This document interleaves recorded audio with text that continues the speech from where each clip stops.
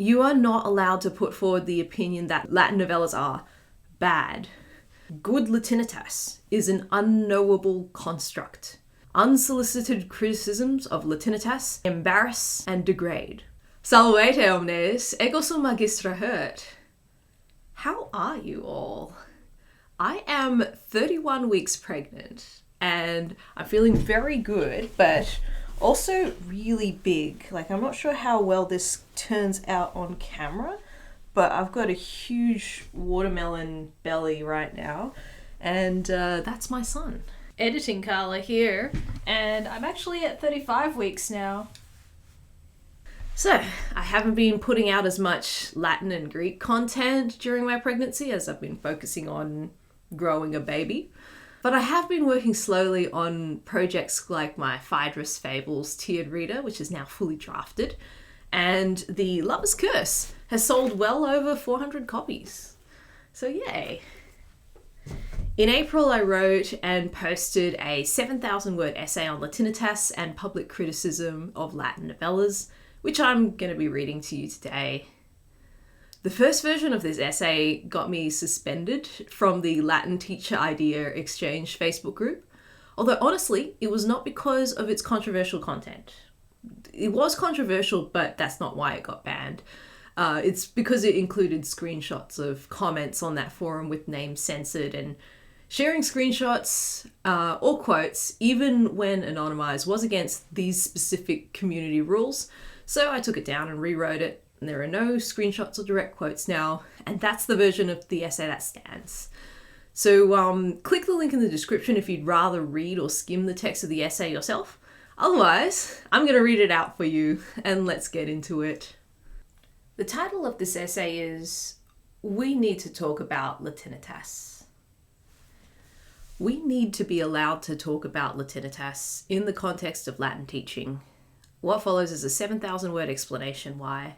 In the course of this essay, we will explore the effects of mandating a veneer of public positivity about CI Latin novellas and why this is problematic.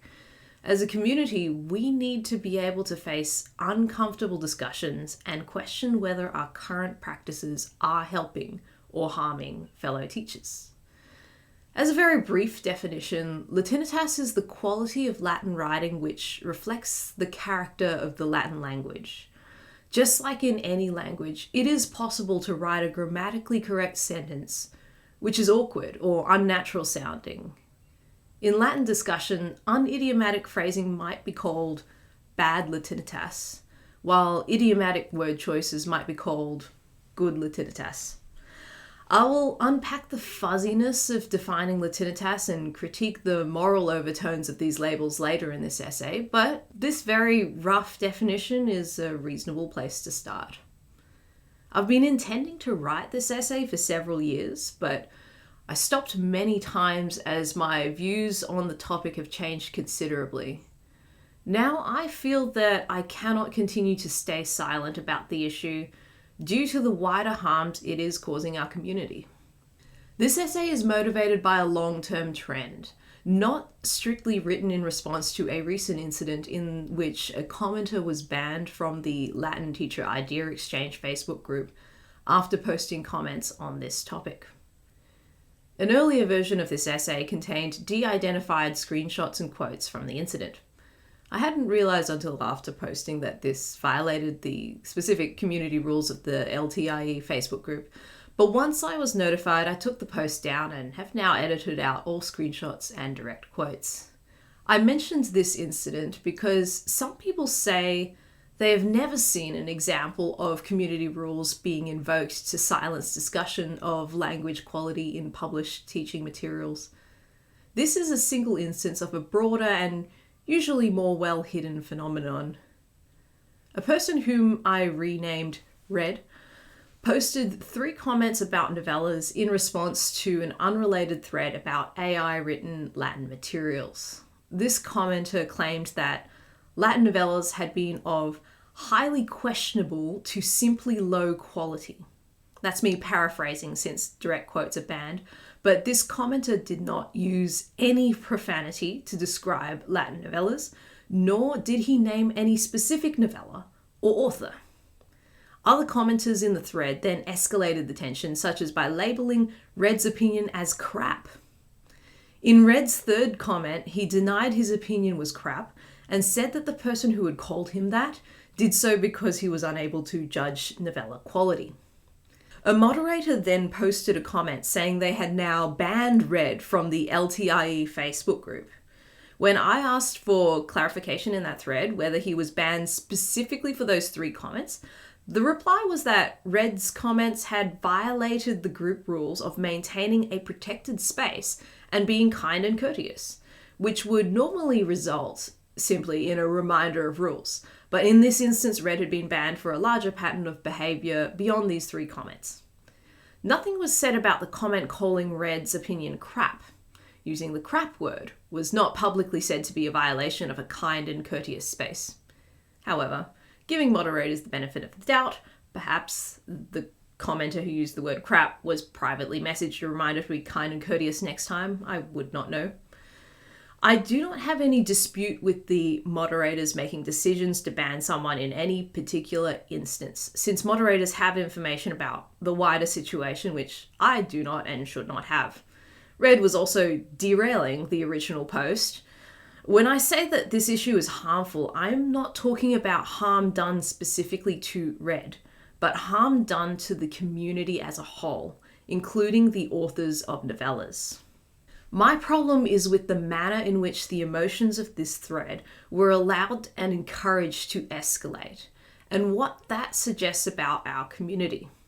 Red did not actually say Latinitas, Latin style, word choice, editing, or idiom. He didn't use any of those key terms when he spoke of low or bad quality in novellas. He left it vague. But even saying that novellas were of bad quality, while mentioning no specific authors or books, was enough to make the community react very strongly, sending a message that the community believes it's okay to say the equivalent of "this is crap" in response to someone saying the equivalent of "these are bad quality." But it's not okay to say the equivalent of "these are bad quality" when one refers to novellas. What surprised me most about this incident is that it happened on the Latin teacher idea exchange, not on one of the CI-based Latin teacher Facebook groups. The LTIE is larger and regularly posts a more diverse set of views about pedagogy than the more specialized CI, comprehensible input, Latin Facebook groups. You will find people sharing grammar translation resources as often as CI resources. It should be expected that people have differing views about the quality of pedagogical resources, even simply from the fact that not everyone shares the same pedagogical frameworks. But novellas, it seemed, were to be considered immune to criticism. This is part of the worrying trend I've been noticing, now not just in CI Latin circles, but even in general Latin teacher circles. Namely, you are not allowed to put forward the opinion that Latin novellas are bad. You are not allowed to write a public comment that you think you found a specific mistake in a Latin novella, or that you think a novella has multiple errors per page, or even just that novellas in general have errors. Instead, a series of arguments are enlisted to silence public criticism. In this essay, I aim to examine and refute the arguments used to silence criticism and discussion.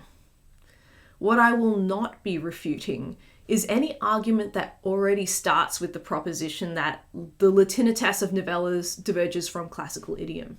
For example, it could be argued that pedagogical materials do not need to be written strictly according to the target language dialect because they represent transitional learner-focused language. This argument does not require anyone to conceal differences between the language of a novella and the target language, but instead argues for acceptance of a different dialect created for classroom use.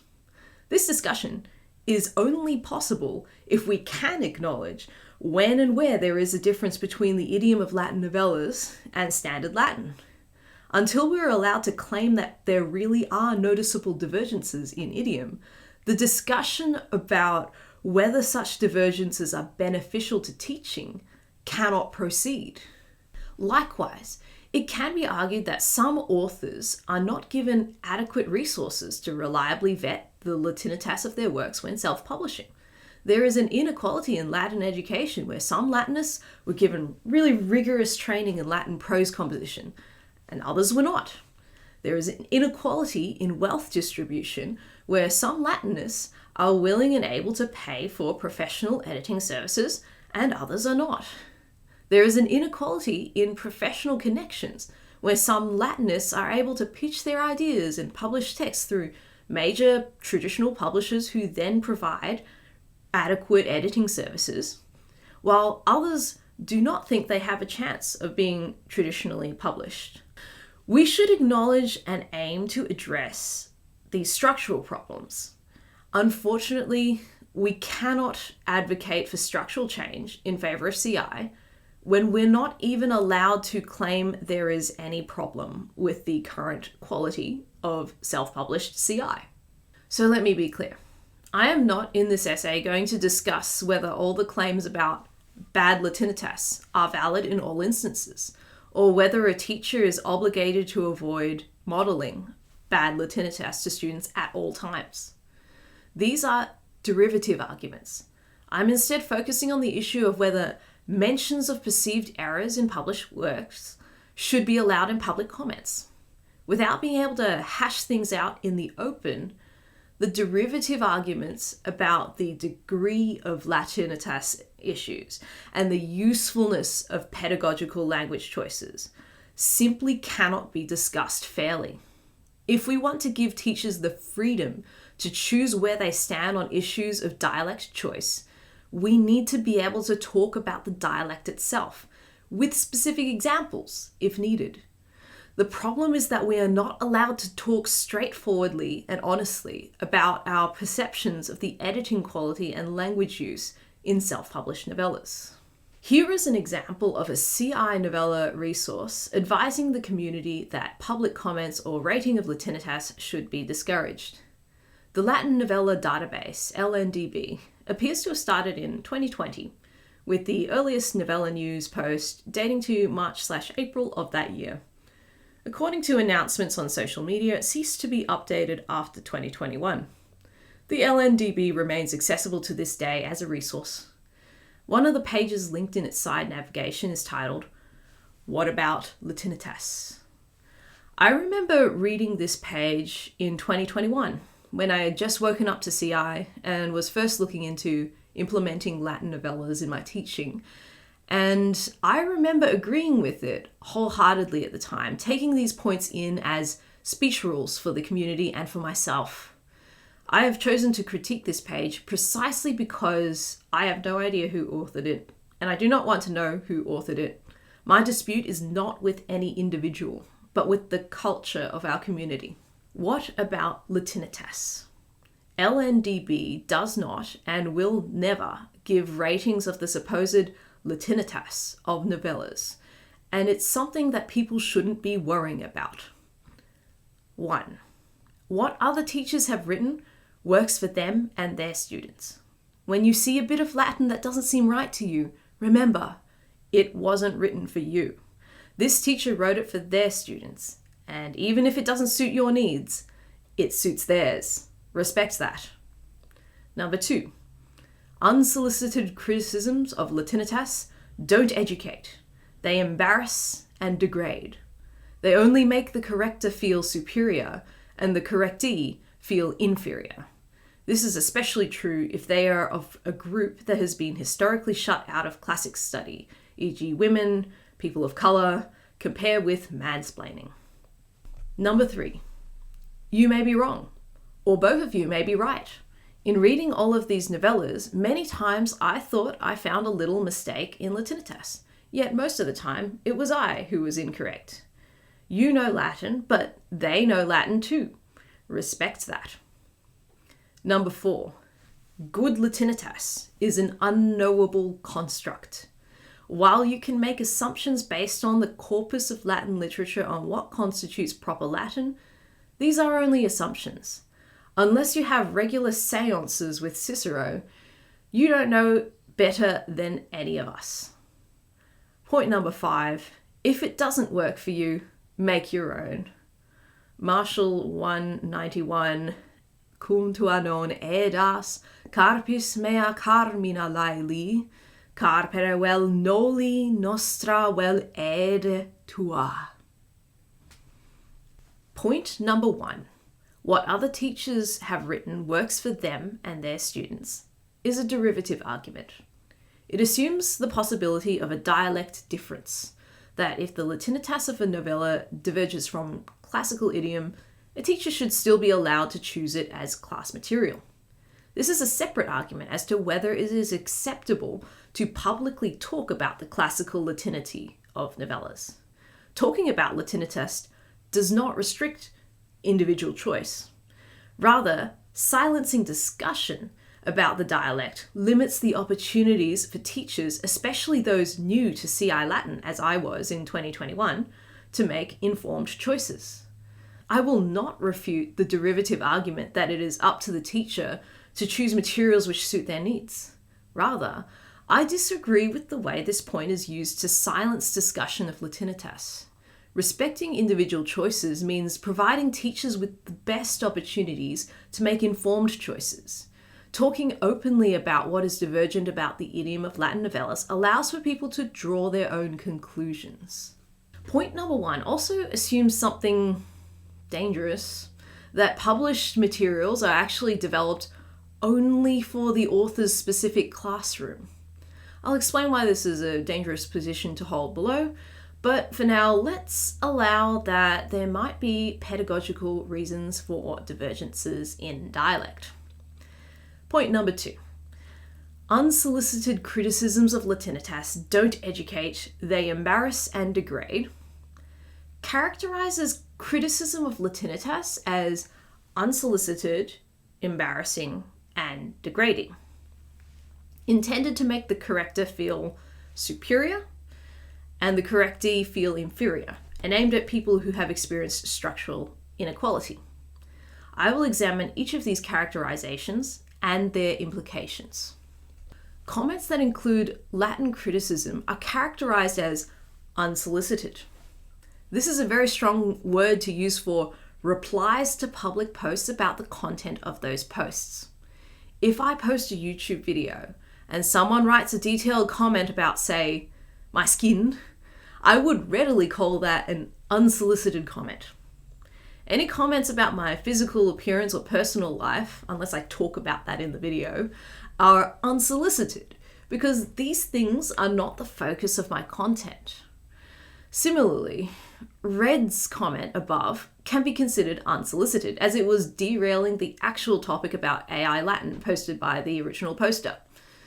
But if someone comments about my language choices in response to one of my language teaching videos, that's a different matter. I may not agree with what they say, but they're responding to my content, part of which includes my language choices as a language teacher. Someone talking about what I posted is not an unsolicited comment, it's a reply. If comments about language choices on language teaching materials are unsolicited, what comments, if any, are truly solicited? Only comments that do not include dialect-based criticism? Only 100% positive comments?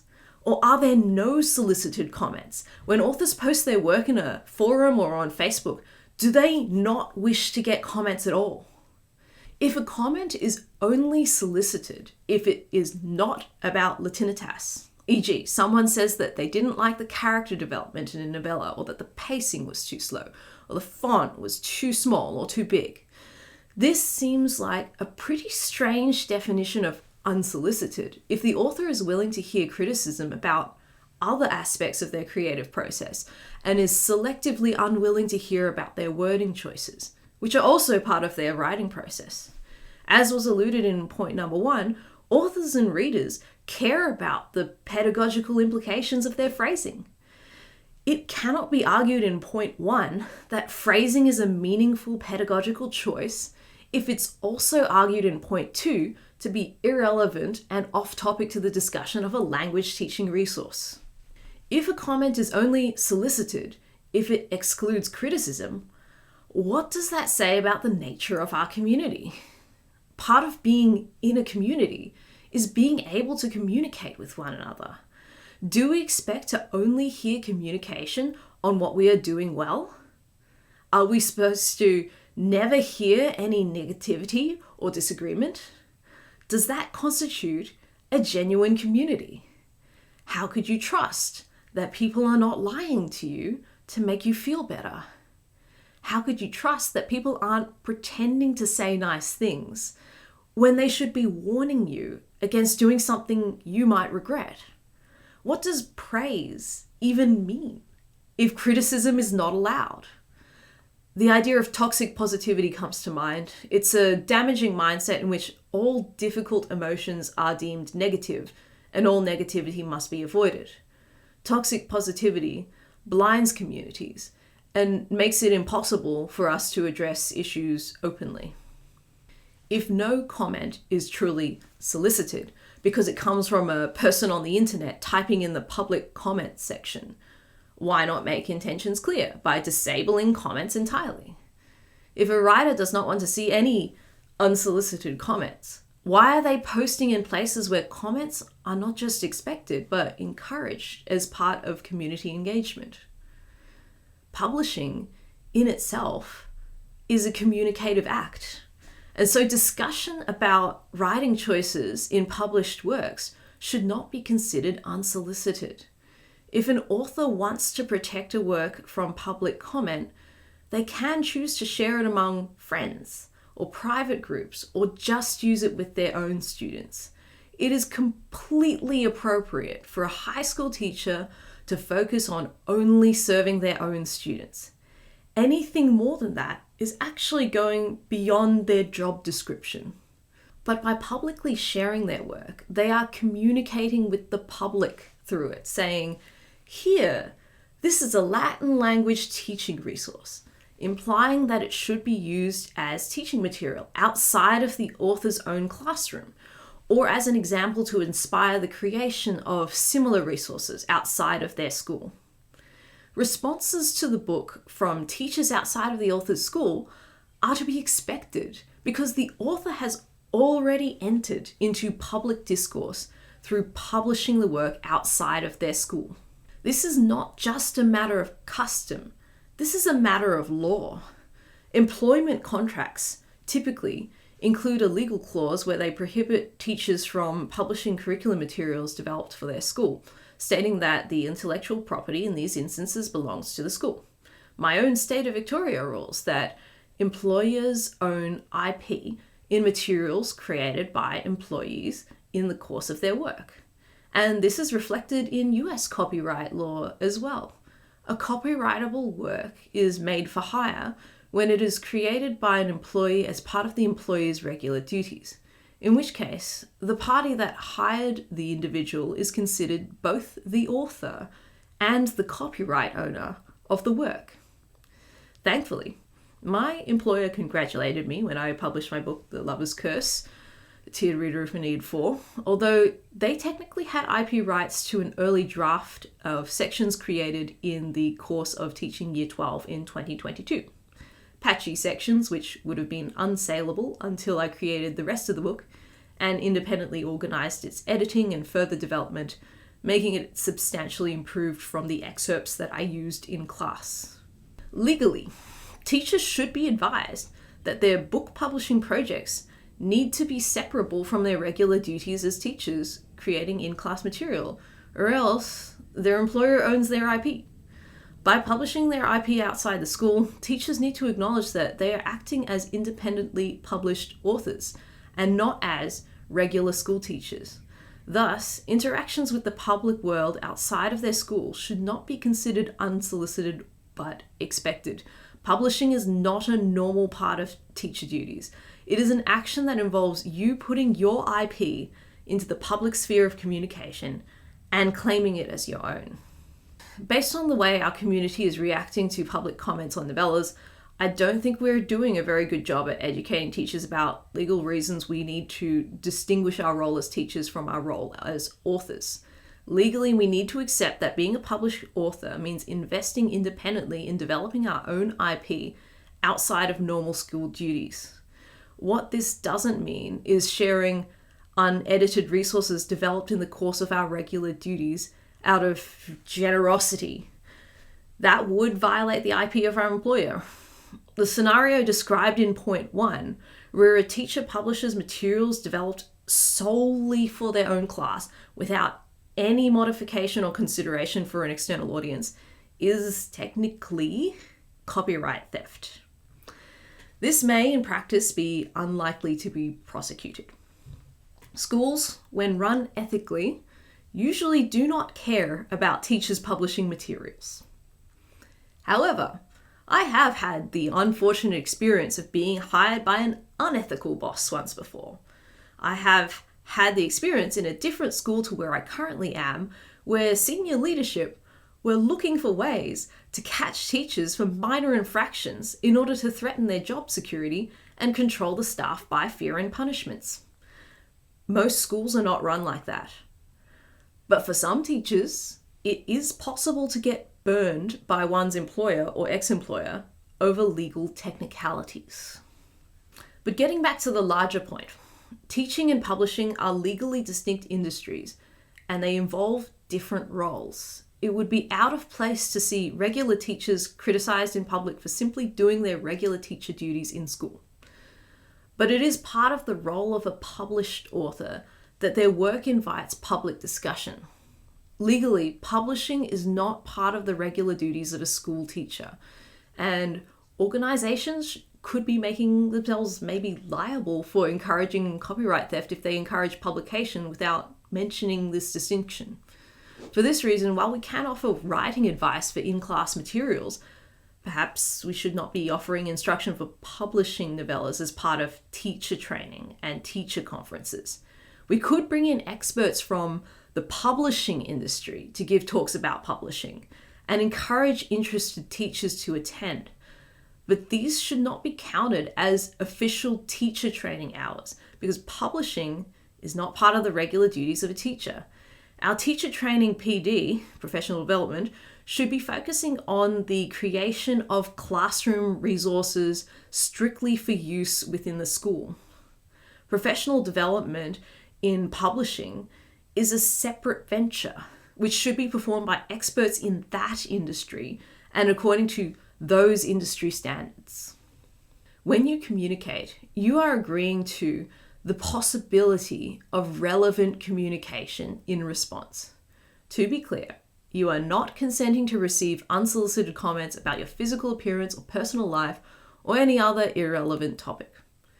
But by posting something, you invite comments on the specific topic which you posted about. If this topic is your own work, you invite comments on your own work.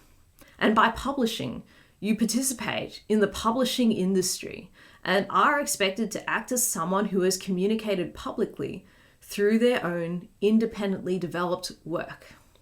Next, criticism of dialect is characterized as embarrassing and degrading, making one feel superior while another feels inferior. I will point out that point number 1 already assumes that dialect differences can be pedagogically justified. If this is the case, why are these justifiable pedagogical decisions embarrassing or degrading to the person who chose them? Should we be embarrassed by our pedagogical choices? Say someone ridicules me for using spoken Latin in the classroom, saying, this is just Roman LARPing, in an attempt to degrade and humiliate Latin speakers and make them feel inferior. Is any Latin speaker genuinely embarrassed by such an ignorant comment? Rather, I am embarrassed for the person making that comment.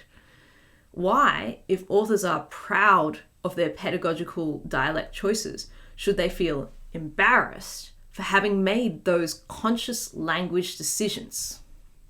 But in all seriousness, I understand what is felt here, and that is a genuine and deep-seated hurt. People do feel inferior when they are told that their Latin writing might have areas for improvement. I want to validate that feeling because it is a natural response to the way Latin has been presented to us in schools. It's like, if you were good at Latin, you must be smart. And if you're bad at Latin, you must be dumb. I don't think anyone can be blamed for feeling inferior when their Latin's not perfect after so many years of that lie being conditioned into us. But my question is, how should we respond to our feelings of inferiority? Should we allow ourselves to continue believing the lie that we are dumb if our Latin is bad? I think we owe it, not to our critics, but to ourselves, to separate our sense of worth from our work. We need to replace the old lie with a new truth. No one's self-worth should be based on their competence in Latin. There are many horrible people who have good Latin, and many wonderful people who have bad Latin. As a community, we should encourage each other and ourselves to see that criticism of Latin style is not a criticism of one's character. The point stating that criticisms of Latinitas embarrass and degrade goes part of the way towards acknowledging the hurt that exists. This is good to an extent. We should take it one step further towards a message of healing. Criticisms of Latinitas feel embarrassing and degrading because of years of previous conditioning. But we need to affirm now that no one can judge character based on Latinitas. These two things are not the same. If we can uncouple criticism of Latin style from condemnation of character by affirming each other's worth, while talking about possible strengths and weaknesses in their writing, we can rewrite the script and heal from the painful lies of our past. This long journey of healing is not possible if we always avoid confronting the lies by making speech rules which freeze short of correcting a moralistic attitude that we know is false. Ruling that criticism doesn't educate but only shames will only continue to conflate Latinitas with character and prohibit us from talking about our work as something separate from our worth. Lastly, for point number 2, the LNDb mentions that the experience of structural inequality is a factor in determining who corrects and who is corrected. I would argue that structural inequality impacts many other aspects of writing too. The degree to which we receive instruction on constructing characters and plots, our familiarity with Greco-Roman myths, our networking skills in finding editors and in being accepted by, say, traditional publishers. There are many ways in which structural inequality unfairly impacts the quality of our work in ways we will never be able to precisely measure or appreciate. It is therefore the responsibility of the structurally privileged to share their knowledge and skills with the structurally disadvantaged, and for all of us to advocate for community practices which reduce the gap between the haves and the have-nots.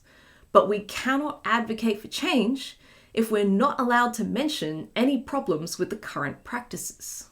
For this very reason, the people who care the most about structural inequality of academic Latinists correcting the Latinitas of high school teachers should be the most interested in collaborative efforts which can bridge the skill and resource gap. We cannot protest the skill and resource gap unless we acknowledge that there is an inequality of outcomes in the quality of self-published CI Latin materials versus really well put together, traditionally published Latin materials. Point number 3 states that a commenter may be wrong, or both of you may be right. So what if a commenter is wrong? Correct the commenter, or let someone else do it, or let it go. People can be wrong about anything in a comment. You can't prevent people from having wrong opinions, but you can give opportunity for wrong opinions to be voiced and then corrected in community discussion. If a commenter is wrong in a public forum where they are corrected publicly, they're not a lasting threat to an author's reputation. At most, they're an embarrassment to themselves. I don't think anyone reads comment sections believing that every commenter is a reliable source. If we ban topics because sometimes people comment on them wrongly, we would have to ban every topic from discussion. Point 3 also urges us to respect that you know Latin, but they know Latin too. Respecting other people's knowledge of the language means believing that they are confident about what they do and don't know, that they care about further improving their use of the language, and would be more than capable of answering back if you were wrong. When you respect someone as being strong in the language, you approach topics with them gently and warmly, with an attitude of shared curiosity, not condemnation. You are open to being persuaded by their views and are curious as to how they might respond to your views as a fellow enthusiast. The following attitude is not respecting that they know Latin. Assuming that the other person is so weak in their Latin that they will be devastated by the slightest suggestion that they wrote something wrong. If you instead assume that the other person is strong, it follows that they should be open to talking about their use of the language, or if they're busy, they would be fine with ignoring you and leaving others to correct you. You should fear more for embarrassing yourself than embarrassing them in talking to a strong Latinist. Criticism can be offered respectfully to competent Latinists.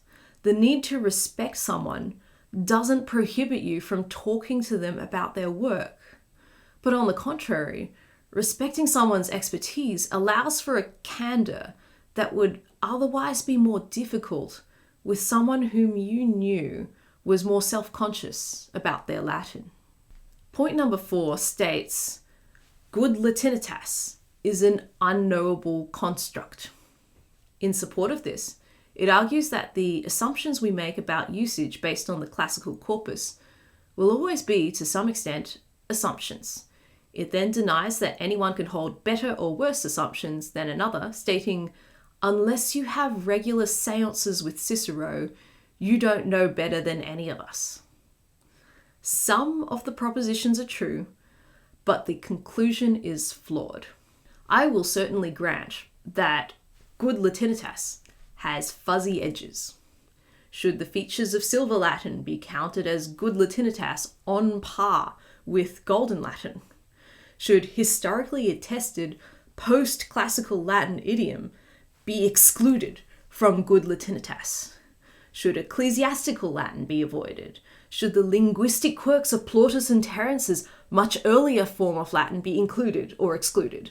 There are worthwhile arguments to be made around the definition of good Latinitas, especially depending on whether you are writing in prose or poetry, high or low register, secular or religious texts, for absolute beginners or for advanced Latinists. The Latinitas of self-published novellas should most appropriately be compared to the Latinitas of educational materials in general. Familia Romana, for example, would make a much better benchmark for language style in novellas than unadapted Cicero. While there is a massive difference in the register of Cicero and Roma in Italia est, practically no one takes issue with the Latinitas of Familia Romana in carrying out its educational purpose. However, I would argue that classifying Latinitas as an unknowable construct imbues it with more mystery than it deserves. Perhaps standard Etruscan or standard Eteocretan are unknowable entities. But classical Latin, according to how finely or coarsely we wish to define it, is at least an observable phenomenon. And anything you can observe, you can to some degree know. Point 4 itself states that there is a corpus of classical works from which we can make assumptions about the dialect. One way is to search the corpus for phrases and check whether such phrases are used to mean what we think they mean. Another way is to read large amounts of the corpus, and so develop an intuitive understanding of language habits of those writers. Another way is to consult composition manuals and reference works compiled from that corpus, of which there are many, such as Meissner's Latin phrasebook, for practical advice gathered from other people's experience in replicating classical idiom. The fact that Latin prose composition courses can be taught and formally assessed at all suggests that there is a standard language which we can learn to write in and even be given a grade for. Rating Latinitas is exactly what teachers do in a composition course. This is standard practice in continental Europe. Latinitas may be fuzzily defined, but we do have a body of evidence from which we can observe and study it. Next, let us grant the second statement, that our knowledge of Latinitas will always be incomplete. This is an appropriate stance to hold. We can draw assumptions about the language from what we observe in the classical corpus, and these can be called assumptions. We should be willing to consider that our assumptions, even the best ones, might be false. What does not hold up is the conclusion, that there are no better or worse assumptions. Just because perfect knowledge cannot be attained, it does not follow that all assumptions should be considered equally valid. Imagine if we applied this same reasoning to other topics. Scientific knowledge cannot be proven indisputably. Therefore, no person has a better understanding of science than anyone else.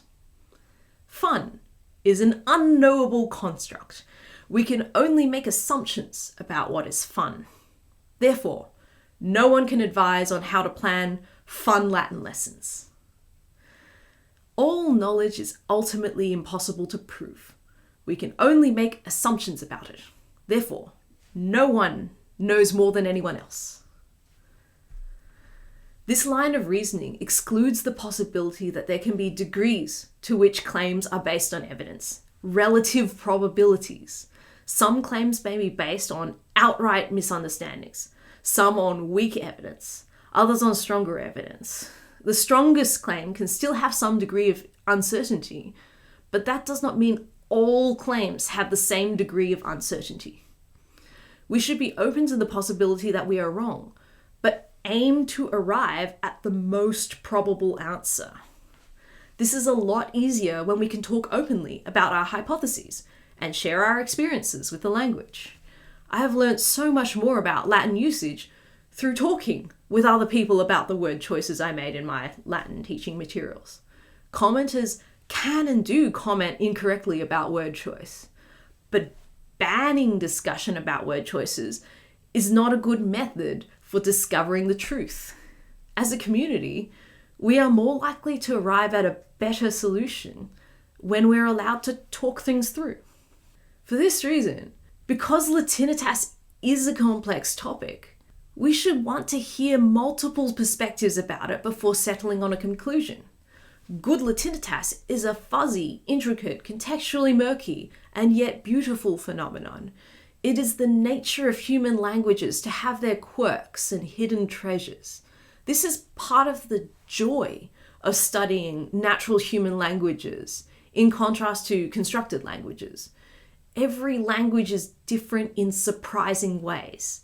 We can appreciate that diversity and strangeness better when we talk about it together, approaching it with an attitude of curiosity and wonder, instead of seeking merely justification and expedience. The fifth and final point states, if it doesn't work for you, make your own, and quotes Marshall 191, which I translate below. Cum tua non eras carpis mea carmina laeli, carpere vel noli nostra, vel ere tua. While you do not publish your own poems, you disparage mine, Laelius. Either don't disparage mine, or publish your own. It is for this reason that I waited years before writing an opinion about Latinitas. I knew that unless I published my own Latin educational text, people would not take me seriously for speaking about this topic. Well, my tiered reader for upper high school, The Lover's Curse, a tiered reader of Aeneid 4, came out September last year in 2023. My editor Jessica McCormack and I are very pleased to see that it's being enjoyed by students around the world, making Virgil's poetry more comprehensible to more readers. The book has enjoyed a positive reception for its illustrations, its clarity of Latin explanations, and importantly for this topic, is overall writing and language quality. I could not have achieved this language standard without hiring a professional editor. Indeed, the only reason that more mainstream CI Latin textbooks, such as Familia Romana, Via Latina, and Forum by Polis, are so much more standard in their use of language than the average self-published novella is because the publishers or institutions provided professional editing services to ensure quality. I, Carla Hurt, did not write a book of clear, flowing prose with consistently good Latinitas. Just ask my editor. I wrote a manuscript which was then heavily edited and turned into a quality book. This didn't destroy my authorial vision. It brought my authorial vision more sharply to life in a way I could never have achieved without the editor. Most people don't realize this, but no one is a good writer, even when writing in their native language, without a good editor. By editor, I mean line editor, someone who reads the text and advises on changes to sentences and paragraphs to improve flow, readability, factual accuracy, and language consistency. This type of editor makes copious changes to the wording of sentences and may even advise for whole paragraphs to be rephrased, deleted, or inserted. Their work is at a totally different scale to that of the proofreader, whose job is only to catch spelling, formatting, and obvious grammar errors at the word level. It takes a significant amount of professional labor to edit a book properly, and it significantly changes the wording of that book, which is why editors should cost hundreds of dollars at least, scaling up and down with the size of the book project and the experience of the editor. Sending copies of your manuscript to a group of fellow Latin teachers of similar skill level who proofread it for free in their spare time without any training in the publishing industry is not the same as hiring a professional editor, not by a mile. The problem with saying, "Why don't you write a better book then?" is that it is not the individual writer's skill which determines the final quality of the book, but the combined skill of the writer and their editorial team. Writing a book manuscript by yourself and self-publishing it using the same proofing process that most CI novellas currently use will result in similar outcomes as most CI novellas. Just because someone can publish 20 books the wrong way doesn't mean they are an expert on publishing a book the right way. It just means that they have been a cowboy 20 times and are now telling other people to do the same thing or else hold their tongue about novella quality. This is bad advice. We should be getting our publishing advice from publishing professionals, not from Latin teachers. And we should not be encouraging people to publish them without learning what that process entails. When I first started observing the flurry of CI Latin novella publishing in 2021, the flurry which had started way back in 2015, 2016 era and continues to the present, I thought that with enough books written and enough authors involved, eventually some higher quality ones would appear until the books were at the same level as traditionally published media. This did not happen, because I had a fundamental misunderstanding of the book writing process. Writing quality is not the result of authorial brilliance or sheer luck. It is the result of tried and tested processes which traditional publishers developed over many years and which the most successful self-publishers replicate by hiring professional editors. We need to move from putting all the responsibility for book publishing on the shoulders of authors to helping people find what really works. But that's a derivative discussion. In order to encourage, promote, sponsor, or subsidize professional editing services to provide avenues for improving CI Latin materials, we have to first be able to honestly look at and discuss the results of current self-publishing practices. Are things as rosy as we make them out to be? Are we covering up the differences in quality between self-published and well-made, traditionally published books, which are the results of structural inequality? Are we perpetuating an inequality of access to professional editors in CI Latin? This is what we are doing to ourselves when we silence public criticism of CI Latin novellas. Attempting to silence public error discussion is also damaging to the CI movement in other ways. The consequence of policing public negativity is to foster both false positivity and hidden negativity.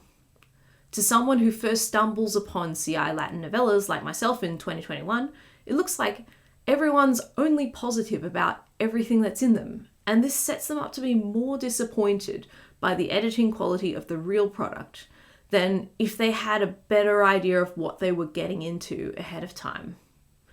On the other hand, it also fosters nasty, hidden whispers between Latin teachers in private conversations about how those novellas have bad Latinitas and are poorly edited. Banning comments on Latinitas doesn't make the reader unsee the errors that they thought they saw.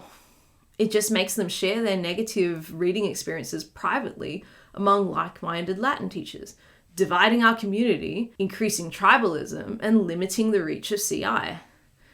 I don't know if you've experienced this, but there is no greater gossip than a Latin teacher. Another effect of silencing public criticism is that it turns the topic over to rule breakers with a larger pattern of bad behavior, like red, creating a self-fulfilling prophecy that only rude people can have critical opinions.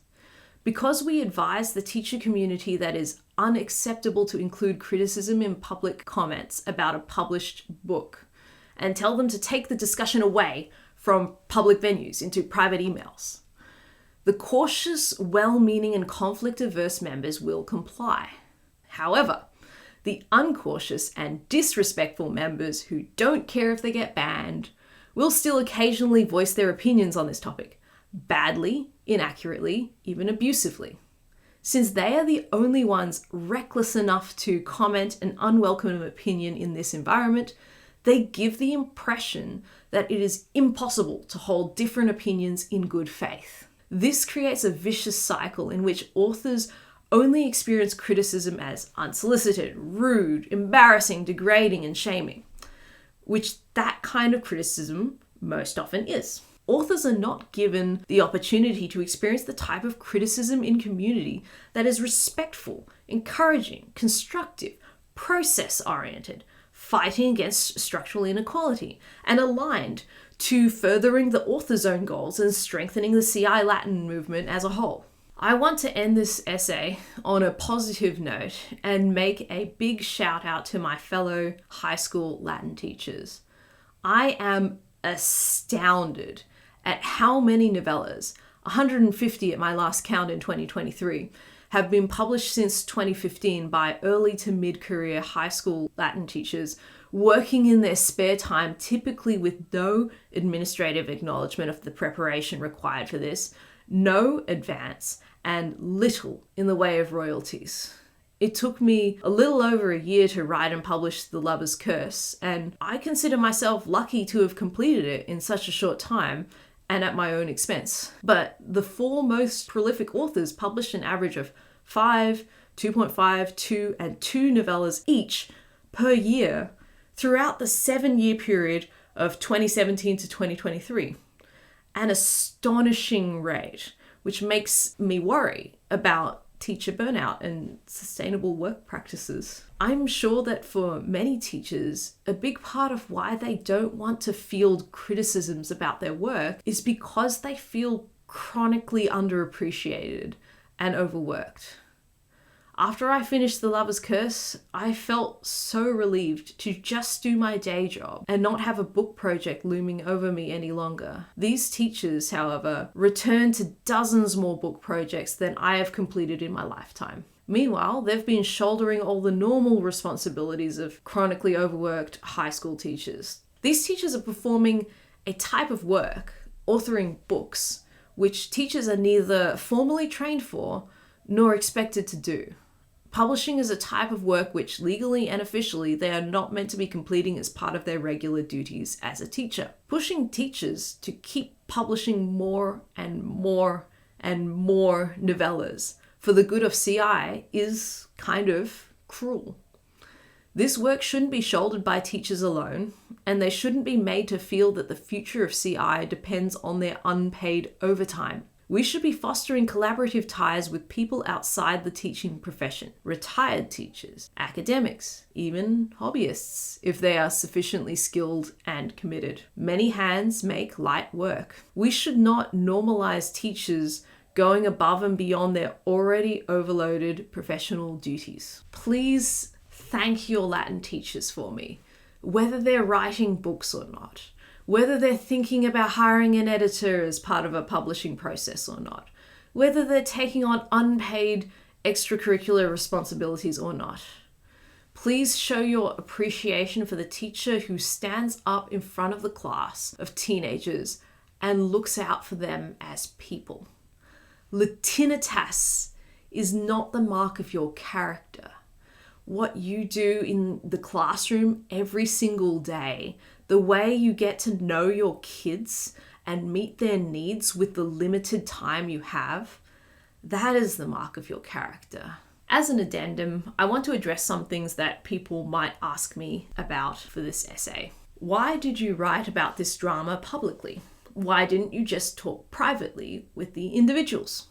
I don't have any dispute with individuals. It is the culture of our community which I have a problem with. I cannot address this to anyone specifically when I know that they didn't come up with these ideas by themselves. These ideas are our collective responsibility. Why did you write 7,000 words about wanting to be allowed to write rude comments about other people's work and bring them down? What makes you want to do that so badly? It is my hope that the tone of this essay has been one of affirmation, respect, gentleness, and sincerity. It is difficult to convey that tone in less than 7,000 words. I don't want anyone to feel accused, attacked, or called out. In truth, I want us to be friends. Friends don't lie to each other. They don't talk behind backs, and they don't just say what they think the other person wants to hear. Friends don't shy away from difficult conversations, but they try to make things better and look for solutions together. I fear that the rules and assumptions we made about Latinitas shaming are not bringing CI Latin enthusiasts together, but drawing us apart into smaller tribes. At least this is what I've observed between 2021 and the present time of writing this essay, April 2024. Attitudes have hardened over this issue. In the meantime, we're ignoring root issues of inequality, perpetuating the lie that Latinitas is a reflection of character, and shooting down opportunities to collaborate and learn from each other. As someone who cares about CI Latin, I don't want to see it continuing along this trajectory. The more we hide critical comments from view, silencing or siphoning them into private emails, the bigger our imposter syndrome grows. We only see other people's work get praised. We never see that every human makes mistakes, even the experts. We compare our failures to everyone else's apparent successes. The more we sustain the illusion of public perfection out of niceness, the more we really hurt each other. I did not write this essay to enable more hurt in the world. I wrote this in the hopes that we as a caring community with a shared love of Latin and teaching can heal and grow together. This is fear-mongering. More people will be scared to publish novellas after reading this, and we need to encourage the publication of more novellas at all costs.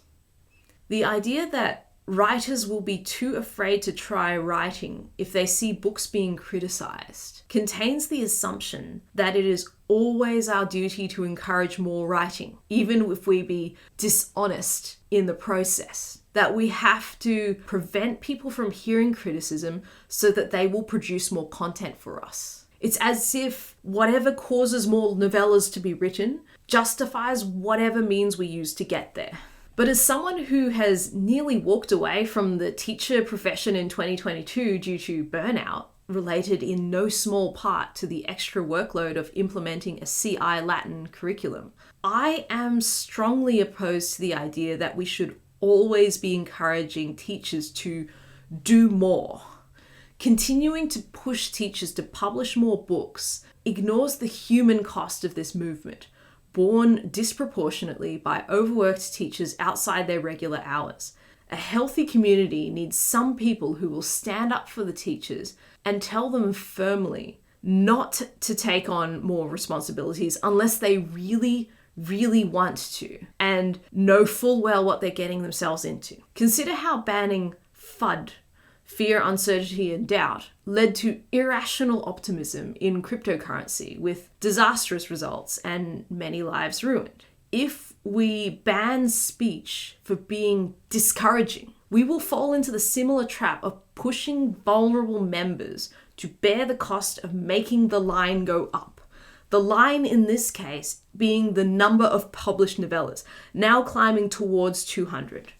Somehow, novellas have been equated with the CI Latin movement to such an extent that the total quantity of the former is considered indicative of the success of the latter. I think it is better for the CI Latin movement if we don't barrel forward uncritically into the future with the same practices that were formed when the movement was just starting and there were about a dozen novellas. To adapt to the growing needs of our teachers and students, to be truly progressive in teaching, we need to be open to evaluating our processes and not just push on the gas pedal at all times. I hope you enjoyed my essay about Latinitas controversy. I genuinely believe that our community can have nuanced opinions about controversial issues. But if we aren't allowed to talk through issues, we will remain ossified in our views for as long as it takes to actually hold meaningful discussions about it. Curate ut valeatis, et valete omnes. Ami, odier, non dum bene, norum, ami, ester,